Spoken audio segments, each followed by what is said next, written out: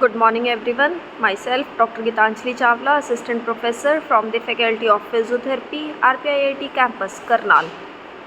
Today we are going to learn about the tibial plafond fracture.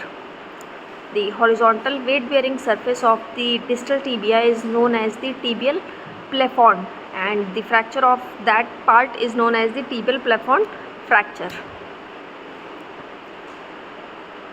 It is generally caused only by the high energy impact especially and the deceleration injury, that is a fall from the height or road traffic accident can only cause this type of fracture. So for the treatment part, stable reconstruction of the bony and ligamentous structures is generally done, or if is mainly done, that is open reduction internal fixation by the buttress plates and lag screws with bone grafting. And for the external fixation part, that is generally used in cases of significant soft tissues injury. The cast is placed on the non-displaced or minimally displaced fractures. The primary arthrodesis is significantly done in the comminution.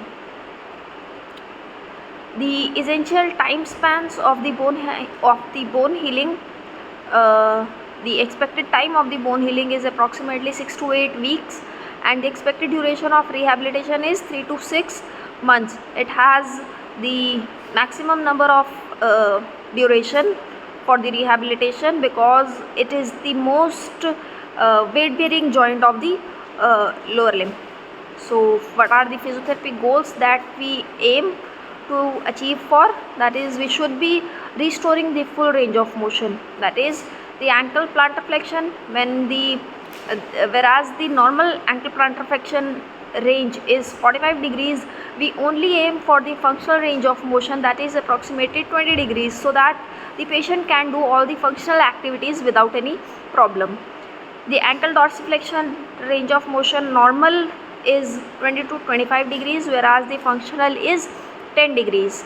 Same as for the foot inversion, that is normal range of motion is 35 degrees and the functional range of motion is 10 degrees. Foot eversion is 25 degrees normally and the 10 degrees functionally. We should be aiming to improve the muscle strength of the plantar flexors and dorsiflexors and inverters of the foot. We should be focusing on the normalization of the gait.